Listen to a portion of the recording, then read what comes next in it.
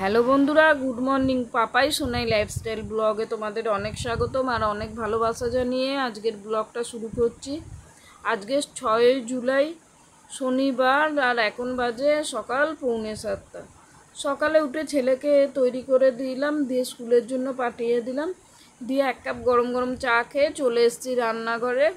এরপরে তো ছেলে এসে যাবে, আজকে আর আনতে হবে না, ওর বাবা নিয়ে আসবে। তাও রান্নাবান্না তো 9টার ভেতর ফিনিশ করতে হবে, সবাইকে খেতে দেওয়ার আছে।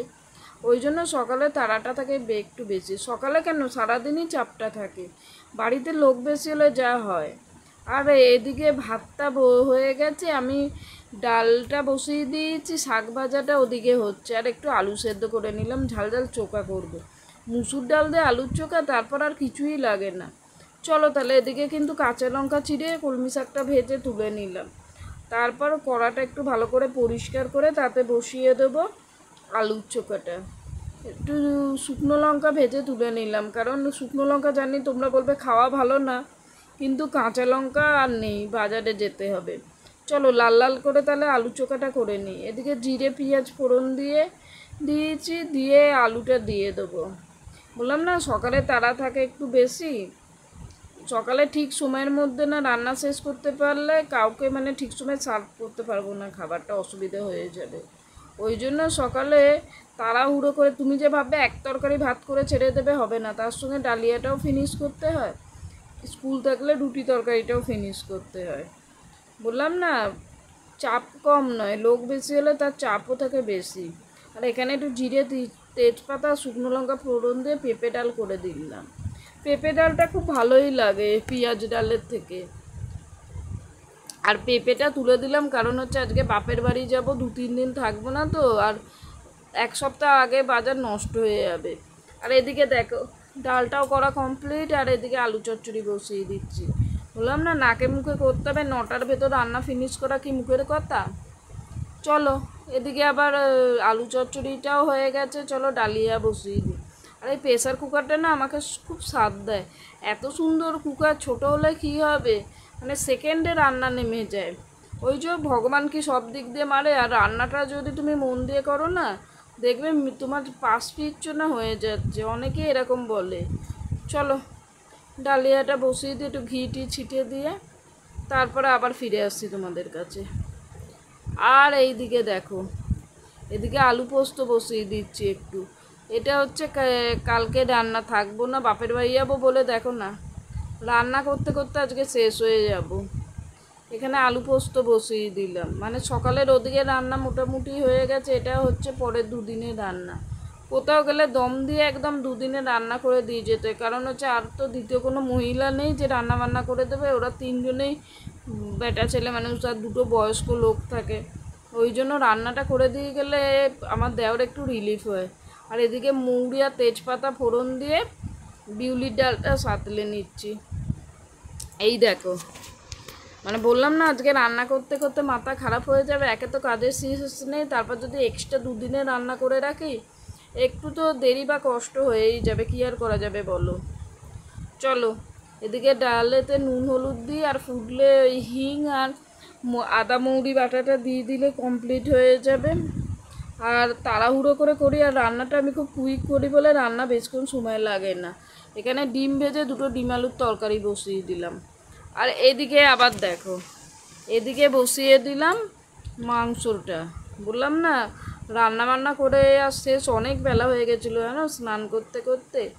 আর এদিকে আমি মাংসটাকে কষিয়ে নিচ্ছি একদম, রবিবারে দুবেলার করে দিয়ে যাব। তারপরে তো আরও রান্নাবান্না বাকি থাকে, আরও তো কাজ, শুধু তো রান্নাবান্না নিয়ে পড়ে থাকলে হবে না, এখনও অনেক কাজকর্ম পড়ে আছে, বলো না। শুধু একটা কাজ নিয়ে কি মানুষের জীবনযাত্রা থেমে থাকে। চলো তাহলে এদিকে মাংসটা হতে থাক, আর পরে ফিরে আসছি। আমি একটু দরকারে ঘরে চলে গেছি, ওই জন্য মাংসতেও জলটা আছে, জলটা টানুক। অনেক রকমই তো কাজকর্ম থাকে বলো না, শুধু তো বললাম না রান্নাঘরে পড়ে থাকলে হয় না। আর এখানে জলটাও টেনে গেছে, এসে মাংসটা নাড়াচাড়া করে দিচ্ছি, আর অ্যাড করে দিচ্ছি একটু আলু। দুধটা কম ছিল বলে একটু হলুদও দিয়ে দিলাম, দিয়ে ওদিকে জল ঢেলে দিয়ে এসেছি, আর এদিকে চলে এসেছি বিছানা ঝাড়তে। বললাম না একের পর এক কাজ করতে হয় আমাকে, যেই কাজটাই ফেলে রাখবো মানে হাতছানি দিয়ে ডাকে আমাকে মুক্ত করো, আমাকে মুক্ত করো। একটু কষ্ট হলে কী হবে, কাজগুলো তো কাজের মানে সময়ে কি থেমে থাকবে বলো না। চলো এ ঘরে বিছানা ঝাড়া কমপ্লিট, চলে যাচ্ছি ও ঘরে। আর এ ঘরে এসেও কিন্তু আমি এ ঘরে বিছানাটাকে তুলে ঝেড়ে নিচ্ছি। এখন গরমটা কমেছে বলে এ ঘরেই শোয়া হয়। তোমাদের আগে বলেছি এ ঘরে শুচ্ছিলাম না, কিন্তু এখন যেহেতু এ ঘরে শোয়া, একটু ভালো করে বিছানাপত্র ঝেড়ে গুছিয়ে নিই, তারপরে চলো। এদিকে আমি গ্যাসটা মুছে পরিষ্কার করে নিচ্ছি। রান্নাবান্না মোটামুটি কমপ্লিট হলো। দুদিনের মতো রান্না করে ফ্রিজে সব রেখে দিয়ে যেতে হবে। এই এক কোথাও যাবো কি, কাজ বললাম না, কাজ আমার পিছু ছাড়ে না। আর এদিকে মাংস, এদিকে ডিমের তরকারিটা গরম আছে, পরে ফ্রিজে রাখবো। এখন আমি একটু ফুটো থালা আর এদিকে হচ্ছে জাল গামলা দিয়ে চাপা দিয়ে দিলাম। বন্ধুরা, তখন দেখলে রান্না বান্না করলাম, রেডি হয়ে চলে যাচ্ছি বাপের বাড়ি। মানে খামখেয়ালি সব ছেলেদের নিয়ে হয়েছে কারবার। এই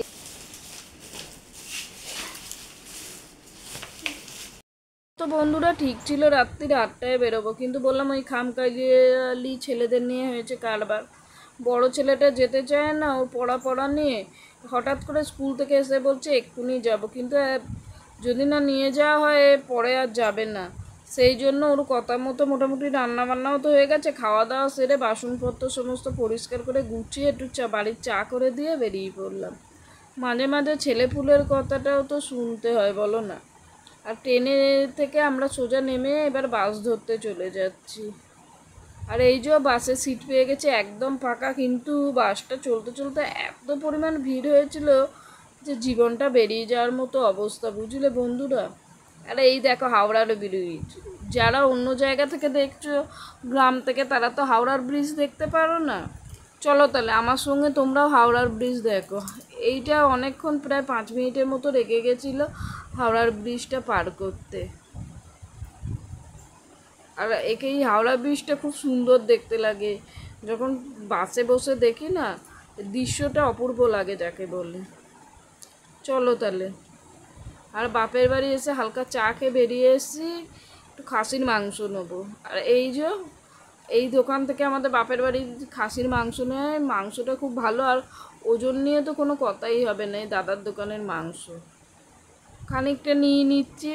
চলো তাহলে আগে ওয়েটটা করে নিই, তারপরে নিয়ে আবার আর একটা কাজে যাব। তোমরা সাথে থাকো, জানতে পারবে। আর এখানে মেপে নেওয়া হচ্ছে, আর কালকে একটা জিনিস করব, কি করব কালকের ব্লগটা শেয়ার করব যখন, দেখো। আশা করছি তোমাদের ভালো লাগবে। আর এই যে মাংসটা ভাইয়ের হাতে দিয়ে ছেড়ে দিলাম, এরপর এসছি স্ট্যান্ড কিনতে। আগের যে অ্যালুমিনিয়ামের স্ট্যান্ডটা ছিল না, সেই স্ট্যান্ডটা ভেঙে গেছে জানো বন্ধুরা। মানে একদম কাজ করতে পারছি না, ফোন পড়ে যাচ্ছে। আর অত দামি ফোন যদি পড়ে শেষ হয়ে যায়, তোমাদের দাদা তো চেঁচিয়ে বাড়ি মাথায় করবে। ওই জন্য কিছু করার নেই, স্ট্যান্ডটা কিনছি। মানে এখনও চ্যানেলটা মনিটাইজ হয়নি, কিন্তু অনেক টাকা ইনভেস্ট করে ফেলেছি, কি করব বলো। মানে ধৈর্য যাকে বলে। দেখা যাক কবে ঠাকুর মুখ তুলে তাকায়, ততদিনে আমি আমার কাজটা চালিয়ে যাব। আর এই দেখো, এটা হচ্ছে হাতিবাগান বাজার, এখান থেকে কিনলাম স্ট্যান্ডটা। দেখলাম ভালো, আগের স্ট্যান্ডের থেকে বড় স্ট্যান্ড। আর দাদাভাই দেখিয়ে দিচ্ছে কিভাবে স্ট্যান্ডটা আপ ডাউন করা যায়, কিভাবে মানে মোটামুটি শিখে নিয়ে বাড়িতে এসে প্র্যাকটিস করেছি।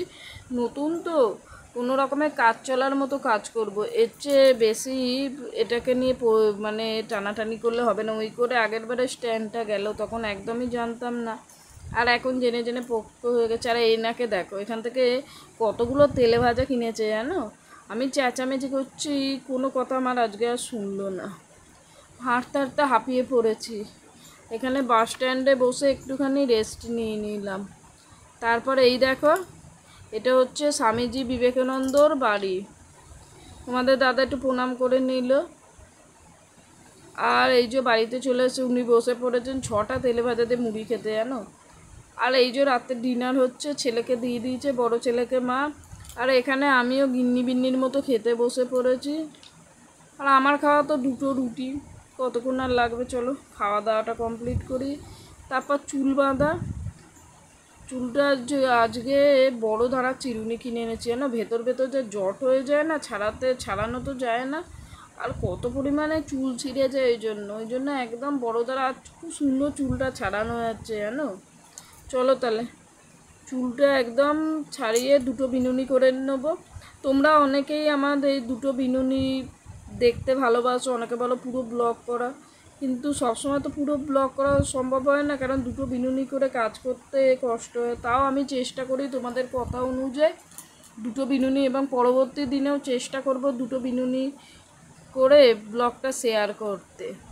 তাহলে চলো, রাত্রিরে শোয়ার সময় তো করাই যেতে পারে। তাহলে এই দেখো আমি মানে একটাও আর জট নেই জানো, এত ভালো লাগছে, আর চুলটা নাকি খুব সুন্দর সমান হয়ে গেছে, একটাও জট নেই বলে তোমাদের দাদা বলছিল। তাহলে চলো, এদিকে আমি একটা বিনুনি করে নিচ্ছি, করে আর একটা বিনুনি করে তারপর শুতে চললাম। আজকে প্রচণ্ড পরিশ্রম হয়ে গেছে বুঝলে বন্ধুরা। আর এই দেখো আমি প্লেন গার্ডারই ব্যবহার করি, এই গার্ডার ওই গার্ডার ওই সব যত জিনিসকে যত্নে রাখবে না তত মানে তার আমি তো একদমই যত্ন করতে পারি না, চুলটা কাজ করতে করে করেই হিমশিম খেয়ে যাই আর চুলের যত্ন বলো না। চলো তাহলে আর একটাও চুল বেঁধে নিই। আর এই দেখো যে দিদিভাইরা আমার দুটো চুল বাঁধা দেখতে পছন্দ করে, এই দেখো আমি কি দুটো চুল বাঁধছি। তাহলে বন্ধুরা আজকের ব্লগটা এই পর্যন্ত শেয়ার করলাম, আর দেখা হবে নেক্সট ব্লগে। তোমরা ভালো থেকো, সুস্থ থেকো, আর নিজেদের খেয়াল রেখো। তাহলে আজকের ব্লগটা এই পর্যন্ত, দেখা হবে নেক্সট ব্লগে। গুড নাইট, শুভরাত্রি, যাই বলো, ভালো থেকো তোমরা।